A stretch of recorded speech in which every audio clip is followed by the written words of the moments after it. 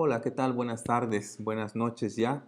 Un gusto que sigas con nosotros, conectados en este miércoles de victoria. Creemos que será una noche en la cual podemos ser edificados a través de la bendita palabra de Dios. Te recuerdo, estamos en el mes de abril, mes de la obediencia, mes de la sujeción y realmente vamos a aprender juntos. Yo te invito para que ahí donde estás, en tu hogar, ahí donde estás quizás en tu espacio de trabajo, si tienes tu Biblia a la mano, yo te invito a que la tomes. Vamos a ver algunos textos bíblicos. Y el día de hoy precisamente estamos iniciando con este tema, un tema pues interesante. El título que lleva es El uso y abuso de autoridad. Realmente quisiera que nos dispusiéramos todos para tomar nota, para en verdad aprovechar ese tiempo, ya que has decidido permanecer a este tiempo. Vamos a dar inicio entonces con el tema que estaremos desarrollando en esta tarde-noche. El abuso de la autoridad. Un conocido dirigente carismático fue citado expresando este peligroso punto de vista. Cuando una autoridad delegada o una autoridad espiritual provee consejo a las personas que están bajo su supervisión, habla con la autoridad de Dios. Cuando la autoridad delegada de Dios toca nuestras vidas, exige que la reconozcamos y que nos sometamos a ella igual que lo haríamos a Él en persona. En verdad, comentarios tan erróneos como estos son los que vamos a revisar durante este tema, en el cual el riesgo de asumir un papel de una autoridad que no nos corresponde, pues han tenido y se han suscitado casos en verdad hasta trágicos. Todos hemos recordado, todos hemos visto quizás pues esa historia triste de este personaje, Jim Jones. Era un líder de la iglesia en los Estados Unidos que lamentablemente demandó una sumisión total a sus edictos, a sus estatutos, y el resultado fue trágico, pues más de 900 personas perdieron la vida de manera colectiva. Y quizás este es un suceso que desde luego fue pues mundialmente conocido, pero todos hemos enfrentado en alguna ocasión en nuestro quehacer cotidiano situaciones en las que nos vemos, como decimos comúnmente, entre la espada y la pared. ¿Por qué? Porque el que me está instruyendo tiene autoridad. Rápidamente les comparto una experiencia personal en mi ejercicio profesional. Hace ya algunos años prestaba estos servicios para una paraestatal del gobierno federal y pues como ustedes saben existen manuales, políticas, bases, lineamientos que rigen el actuar de todo servidor público. Sin embargo, ante el cambio de administración en ese turno, pues llega una persona a ocupar ese espacio, pero desafortunadamente carente de esos principios de la administración pública. No olvido, era un tema que tenía que ver con obra pública, en el cual, pues sabedor de los procedimientos de licitación pública nacional, implicaba necesariamente sujetarnos a un procedimiento que obviamente lleva tiempo. Hay que trabajar la convocatoria, hay que desarrollar pues todos los lineamientos sujetos a la ley de obra pública, su reglamento. Y pues ese tema no encajó, o sea, desde que yo lo planteo como tal a esta autoridad para mí, simplemente me dice que eso no cabe, que eso no va con él y que para él eso es pérdida de tiempo, que lo que tengo que hacer es emitir un fallo en el cual adjudicar esa obra a una empresa sin tomar en cuenta pues aquellos aspectos de precio, oportunidad, beneficios que podrían obtenerse llevando a cabo un procedimiento de licitación pública nacional. En verdad fue una situación un poco desconcertante para mí, digo, más de 5 años en esa empresa, y año con año llevando ese procedimiento para que de un momento a otro me digan, eso ya no aplica. En ese momento lo que tuve que hacer es una consulta a una instancia superior para decir que eso no era posible porque podía incurrir en responsabilidad e incluso poner en riesgo mi cédula profesional. Fue en ese momento que tuve que tomar una decisión. Desafortunadamente no fue posible continuar en ese empleo porque eran pues ya muchos las desavenencias que habían precisamente ante un desconocimiento y finalmente tuve que dejar ese espacio. Sin embargo, ahí me tocó conocer lo que es en un momento dado no simplemente ser rebelde o simplemente no querer sujetarme, sino cuando esa autoridad carece del sustento, carece de la legalidad para lo que me está pidiendo. O sea, que yo no podía hacer algo que me estaba prohibido. O sea, algo que yo sabía cómo se hacía al conocer los manuales, los procedimientos, y que de pronto ese tema podría incluso generarme responsabilidad, pues la ley, en este caso de responsabilidad administrativa de los servidores públicos, establece sanciones para los servidores públicos que desacaten los procedimientos, en este caso correspondientes. Y es así como podemos trasladar temas como estos a lo que tiene que ver con aspectos que sin duda se pueden desarrollar también en nuestra cotidianidad y desde luego en la iglesia. El abuso de autoridad precisamente en la iglesia es un tema que lamentablemente ha causado confusión interminable a muchas personas del pueblo de Dios. En Romanos 13:1 leemos: y se nos instruye, sométase toda persona a las autoridades superiores, porque no hay autoridad sino de parte de Dios, y las que hay por Dios han sido establecidas. La verdad, tal y como está en Jesús, siempre libera, dice Efesios 4:21. Cuando las Escrituras hablan de autoridad superior, sugieren que hay legítimos niveles de estratificación de la autoridad a la que tenemos que someternos. También implica que hay veces en que la autoridad superior, o sea, la autoridad divina, e inferior, la autoridad humana, entran en conflicto y tenemos que escoger obedecer a Dios antes que a los dirigentes religiosos. En este caso, lo leemos en Hechos 5:29. De los 7 niveles de autoridad mencionados en las Escrituras, 3 no se refieren al hombre. Estos niveles de autoridad son reservados únicamente para Dios. En primer plano tenemos la autoridad soberana o la autoridad imperial. En un segundo punto tenemos la autoridad veraz y en un tercero la autoridad de conciencia. La autoridad soberana o autoridad imperial es la más alta autoridad. Este nivel nunca es cuestionado ni desafiado.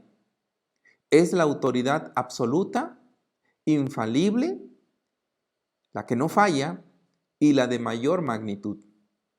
Esta pertenece exclusivamente al Dios Padre, Hijo y Espíritu Santo.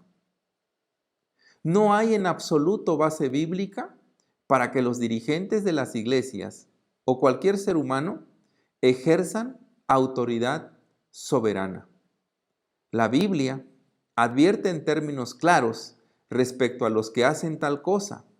Están cayendo en el mismo pecado que condujo la caída de Satanás del cielo. Lucifer, Satanás intentó apropiarse de la autoridad que pertenece a Dios solamente.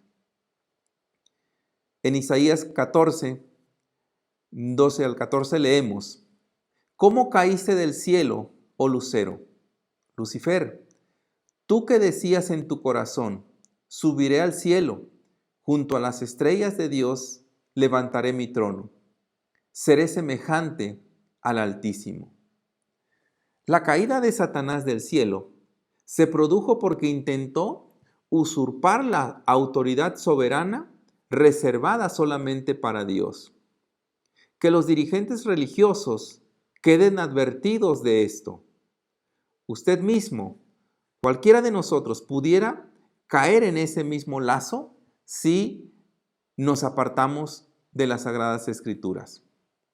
Jesucristo, la autoridad soberana en la iglesia. Al escribir a la iglesia de Éfeso, Pablo nos dice que Jesús es el único que tiene la posición de autoridad soberana en la iglesia. En Efesios 1:16 al 22 leemos: No ceso de dar gracias a Dios por vosotros, haciendo memoria de vosotros en mis oraciones, para que el Dios de nuestro Señor Jesucristo os dé sabiduría, alumbrando los ojos de vuestro entendimiento, para que sepamos quién es Cristo y cuál la supereminente grandeza de su poder para con nosotros los que creemos, la cual operó en Cristo, resucitándole de los muertos y sentándole a su diestra en los lugares celestiales, sobre todo principado y autoridad y poder y señorío, y sometió todas las cosas bajo sus pies, y lo dio a él solamente por cabeza sobre todas las cosas a la iglesia. El Señor Jesucristo es el único que sostiene la posición de soberanía sobre el cristiano. Es el único que está en el trono sobre todos los principados y autoridades.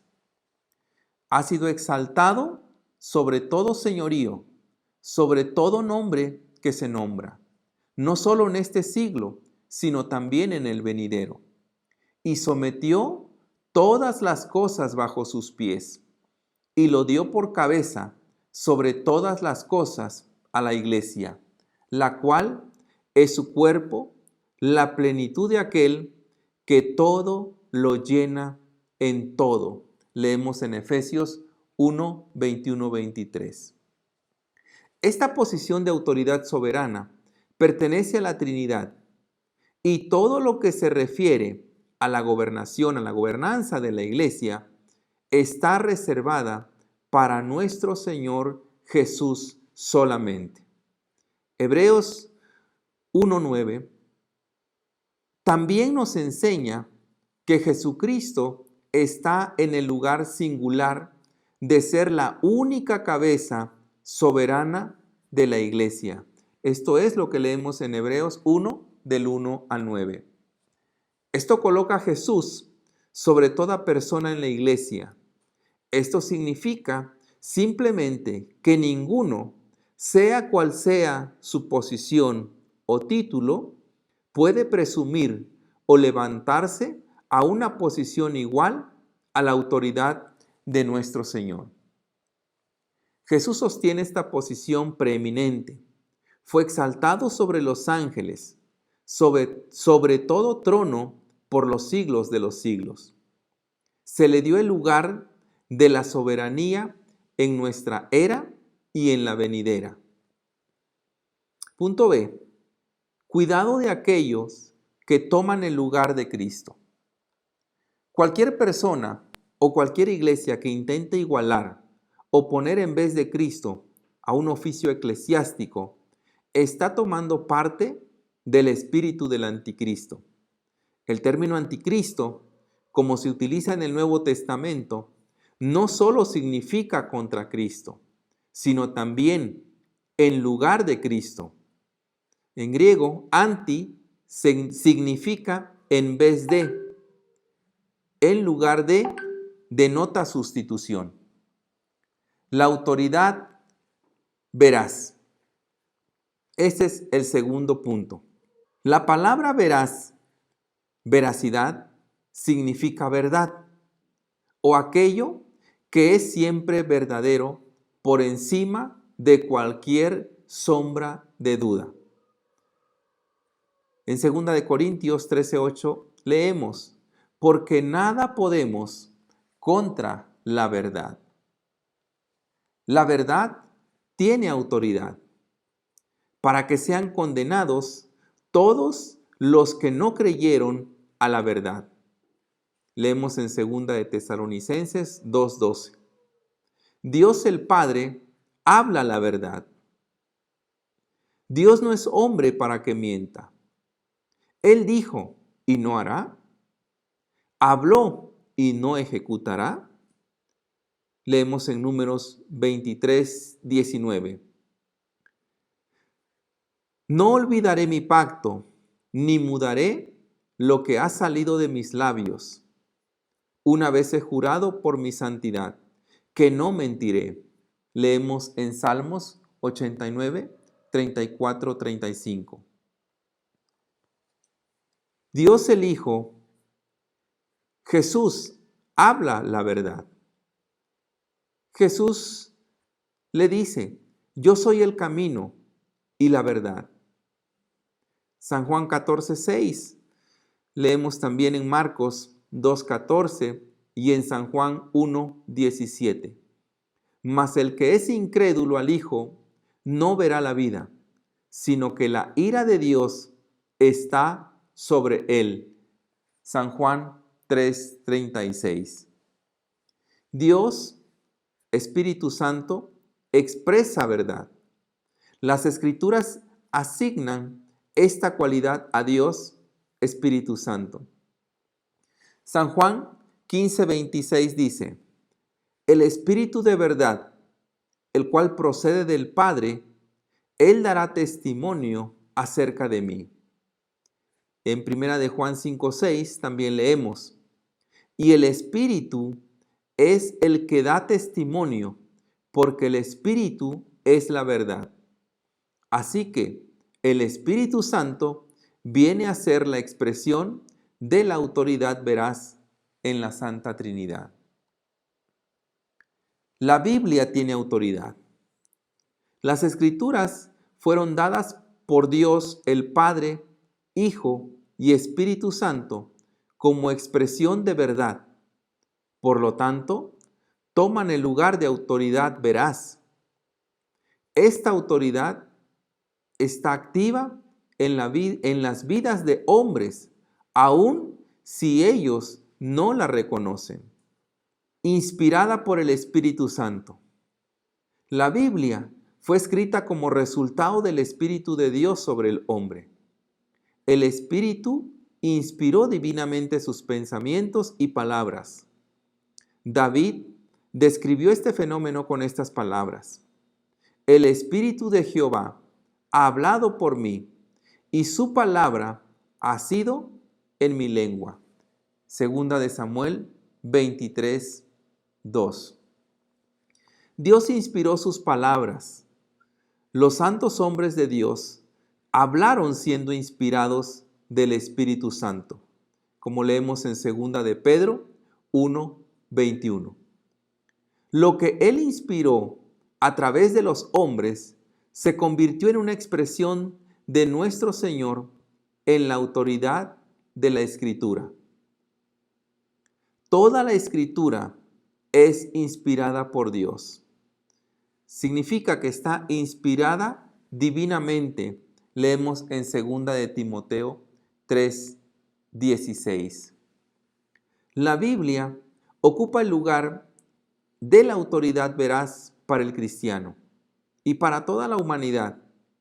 El creyente tiene que juzgar y determinar lo que es correcto de acuerdo a lo que la Biblia diga. Tenemos 3 principios de la autoridad de las Escrituras. El primero de ellos, nada contrario a la Escritura puede ser verdad. Este principio es muy importante. Nada contrario a la Escritura puede ser verdad.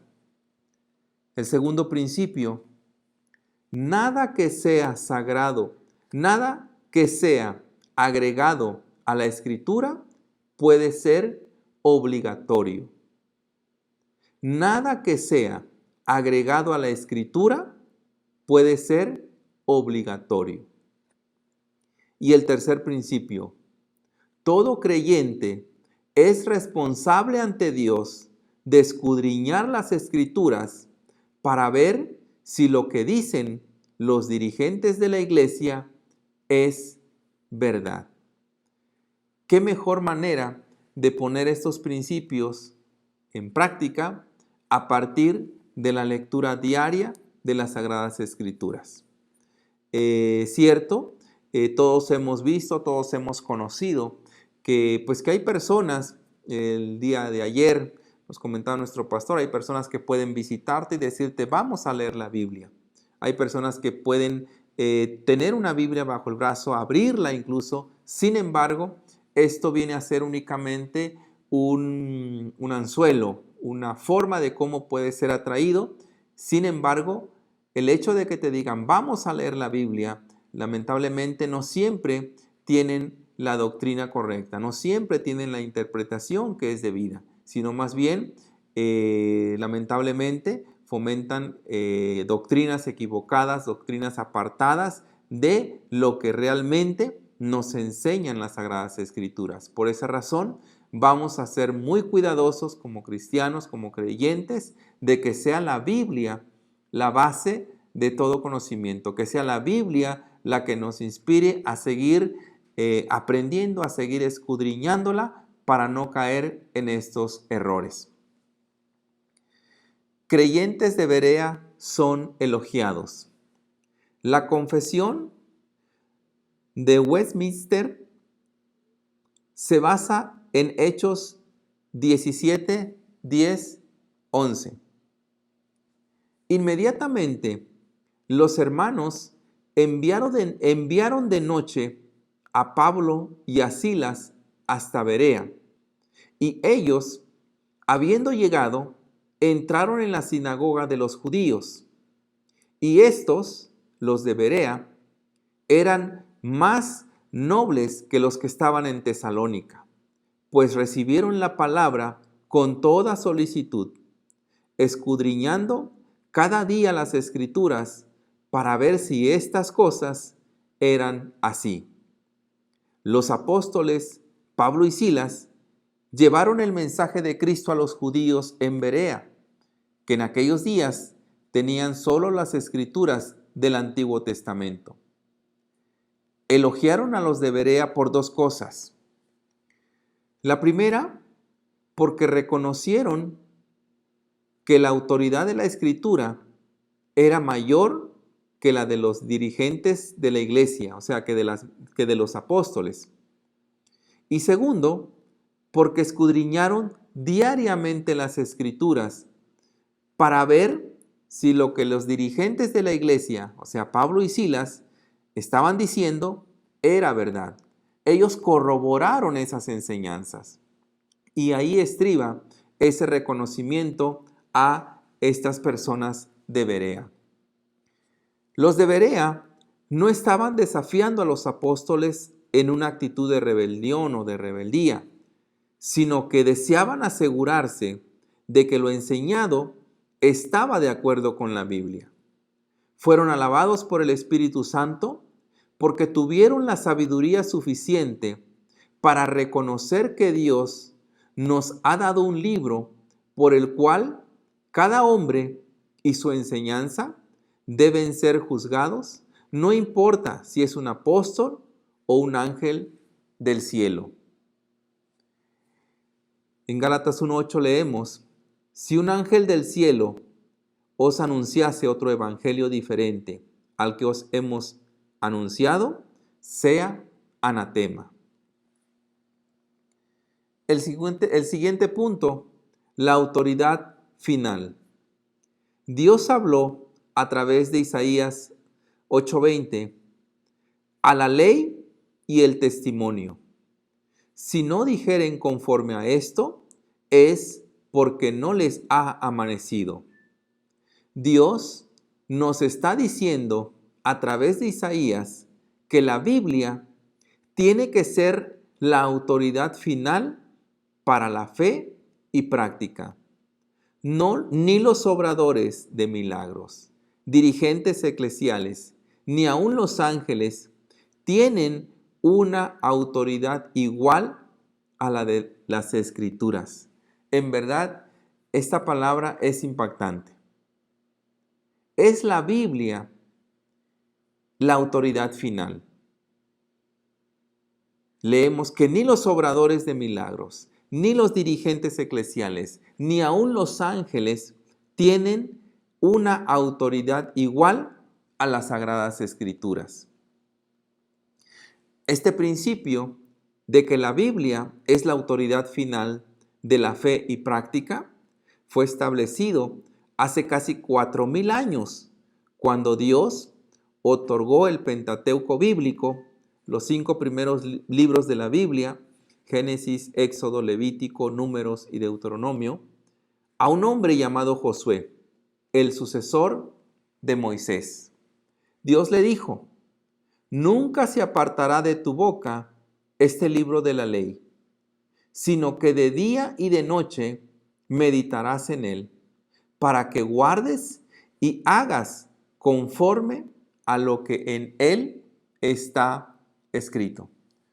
Josué 1:8 nos dijo, Dios dijo a Josué: si quieres tener éxito, parafraseando este texto, si quieres tener éxito y prosperar, toma este libro y léelo y vive de acuerdo a lo que leas. Todavía ese es el mandato de Dios para los que desean prosperar. Toma la Biblia, vive según los principios y juzga todas las cosas de acuerdo a estos. En verdad, este apartado, esta enseñanza bíblica, todos los hemos escuchado, todos los hemos leído, aún memorizado, y realmente encierra una profunda verdad. Es el manual por excelencia para que nos conduzcamos de una manera correcta, para que pues seamos transformados, para que realmente cumplamos esa voluntad de Dios. Hemos aprendido que es cierto, ser obedientes es importante. Sin embargo, realmente cuando nos afianzamos en esta escritura, cuando hacemos que esa palabra cobre vida en nosotros como jefes de familia, en mi esposa, en mis hijos, realmente ahí es a donde decimos, vale la pena, vamos a esmerarnos, vamos a tomar la Biblia, vamos a escribir, vamos a copiar, vamos a aprendernos esos versículos. Vale la pena realmente. El siguiente punto, la autoridad de la conciencia. El tercer nivel de autoridad que la Biblia nos enseña es la autoridad de la conciencia. Algunos han argumentado que no es posible saber lo que es bueno y separarlo de lo que está mal. Sin embargo, cualquiera que tenga una capacidad mental normal distingue lo que está bien de lo que está mal. Cualquiera. Todos nosotros sabemos distinguir el bien del mal, aun cuando no tengamos una Biblia que nos lo indique. Sabemos lo que no queremos que nos haga la gente y también lo que no debemos hacer a los demás. Lo único que Dios nos pide es que no hagamos mal o cosas que vayan a perjudicar a nuestro prójimo y a nosotros mismos. Por consiguiente, cuando vivimos nuestras vidas según los 10 mandamientos, estamos preservando la vida, la nuestra y la de los otros. De esta manera es preservado el derecho de cada uno a la vida, la paz y la búsqueda de la felicidad.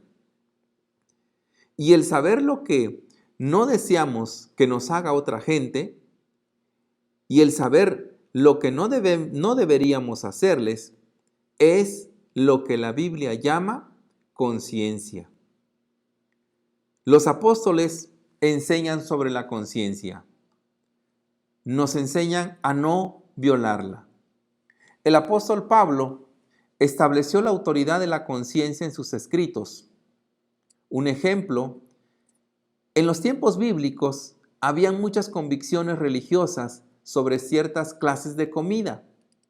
Él nos previene que seamos cuidadosos al comer algo que pueda violar la conciencia de otros.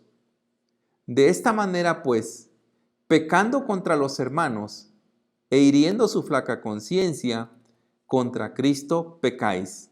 Leemos en 1 Corintios 8:12. Nos previene también a que seamos cuidadosos, ¿sí? Y que cuidemos nuestra conciencia. No destruyas la obra de Dios por causa de la comida. Todas las cosas a la verdad son limpias, mas malo es el que come con escándalo, una conciencia culpable. Leemos en Romanos 4:20. Mas el que hace diferencia, si comiere, es condenado, porque no comió por fe. Y todo lo que no es de fe es pecado, dice en Romanos 14:23. Los paganos serán juzgados por ella. La conciencia es la ley de Dios escrita en el corazón y en la mente. Tomemos nota de este principio. La conciencia es la ley de Dios escrita en el corazón y en la mente. Aun cuando un hombre no tenga la Biblia, tiene su conciencia. Dios le juzgará por la forma en que obedezca a su conciencia, la cual es el sustituto de la ley para el pagano. Recuerde que a la vista de Dios, la conciencia tiene una autoridad tremenda. De ahí que tengamos que obedecerla. Debemos someternos. El apóstol Pablo se ocupó de muchas cuestiones de conciencia, tales como lo que comemos o bebemos, o el día en que adoramos al Señor. Él declaró: uno hace diferencia entre día y día, otro juzga iguales todos los días. Cada uno esté plenamente convencido en su propia mente, o sea, en su propia conciencia. El que hace caso del día, lo hace para el Señor. Y el que no hace caso del día, para el Señor no lo hace. Leemos en Romanos 14, 5 al 6. Pablo dijo: lo que tu conciencia te dicte es lo que tienes que hacer. Sigue diciendo: así que ya no nos juzguemos más los unos a los otros, sino más bien decide no poner tropiezo u ocasión de caer al hermano. Leemos en Romanos 14, 13. Pablo nos enseña a someternos a la autoridad de nuestra propia conciencia, aunque ésta no nos deje hacer lo que otros pueden sin que sus conciencias les molesten. Todos hemos oído hablar del término de remorder la conciencia, y ese término ha sido acuñado básicamente cuando uno puede hacer o desarrollar determinada conducta que sabemos que de antemano está mal, ¿sí? No te juzga, quizás nadie te está viendo, quizás no aparece normado en un código de conducta, de ética, y podrás decir, pues no pasa nada, nadie me vio. Sin embargo, es nuestra conciencia la que en un momento dado nos puede llamar al orden para decir, tú bien sabes que eso que hiciste está mal. Por eso, esta enseñanza, cuando dice Pablo, lo que tu conciencia te dicte es lo que tienes que hacer, y realmente vale la pena tomar este consejo. Cada uno es responsable. También nos enseña a no imponer nuestros escrúpulos sobre otros o a considerar que son menos espirituales que nosotros porque disfrutan de ciertas libertades que pueden ir en contra de nuestras convicciones personales. Un ejemplo: Safira fue responsable por su complicidad mintiendo al Espíritu Santo. Y Pedro le dijo, ¿por qué has contristado para tentar al Espíritu del Señor? He aquí, a la puerta los pies de los que han sepultado a tu marido y te sacarán. Leemos en Hechos 5:9. Safira murió en condenación porque estuvo de acuerdo con su esposo. Dios hace a cada uno de nosotros responsable de sus actos, ya sea hombre o mujer. Y esa es una verdad que todos lo sabemos. Como personas, como adultos, como jóvenes, realmente estamos muy conscientes de el alcance, del impacto que puede tener un acto que podamos desarrollar de manera personal, digo, sin que nos induzcan, sin que nos lleven, simple y sencillamente vamos a estar conscientes que las conductas, que nuestro desempeño, que lo que realicemos, vamos a dar cuenta de ello. De ahí que, en verdad, la palabra de Dios nos insta a que hagamos lo recto, a que nos conduzcamos como es debido. Y es pues prácticamente una enseñanza muy valiosa que debemos poner en práctica todos los días, en el trabajo, en la escuela, en la calle, en donde quiera que nos movamos. Nada como conducirnos en obediencia, sujetos a las Sagradas Escrituras. En resumen, la autoridad soberana de Dios, la autoridad veraz de las Escrituras y la autoridad de nuestra conciencia son más altas que la de cualquier hombre, sea cual sea su oficio o título. Esta es una verdad poderosa. La autoridad soberana de Dios, la autoridad veraz de las Escrituras y la autoridad de nuestra conciencia está por encima de cualquier persona, digo, sin importar el título, el grado, el cargo, como para poder en un momento dado someternos. Dios nos ha dotado de discernimiento. Y si tenemos la Biblia, la escudriñamos, realmente estaremos preparados para hacer frente a cualquier circunstancia que se nos presente. Nadie sobre la faz de la tierra tiene un derecho dado por Dios que le ordene a desobedecer su conciencia. Tenemos una obligación ética, moral, de hacer lo correcto, de conducirnos sabiamente, de ser prudentes y de discernir. Nadie, voy a repetir esa parte, nadie sobre la faz de la tierra tiene un derecho dado por Dios que le ordene a desobedecer su conciencia, su Biblia o a su Dios. Estos están sobre cualquier oficio o autoridad humana, sea la iglesia, el Estado o cualquier otra.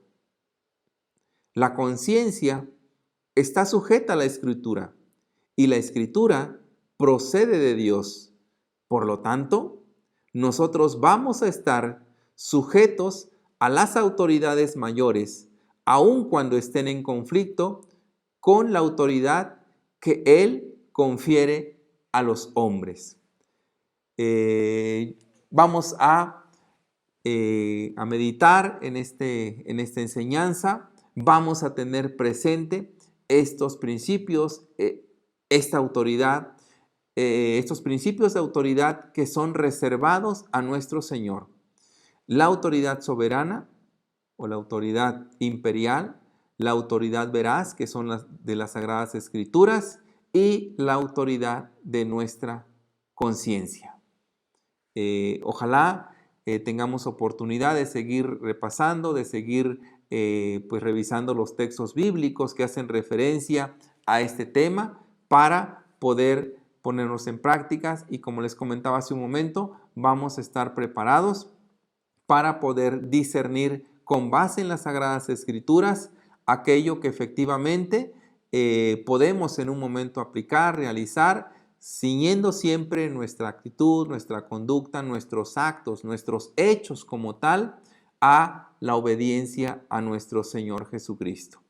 Espero que Gracias, quiero agradecerte primeramente por estar con nosotros en este tiempo, en este miércoles de victoria, y creo que esta palabra de entrada ha sido de mucha edificación para un servidor y ojalá puedas hacer lo propio para ti y para tus seres queridos. Muchísimas gracias y que el Señor te bendiga. Buenas noches.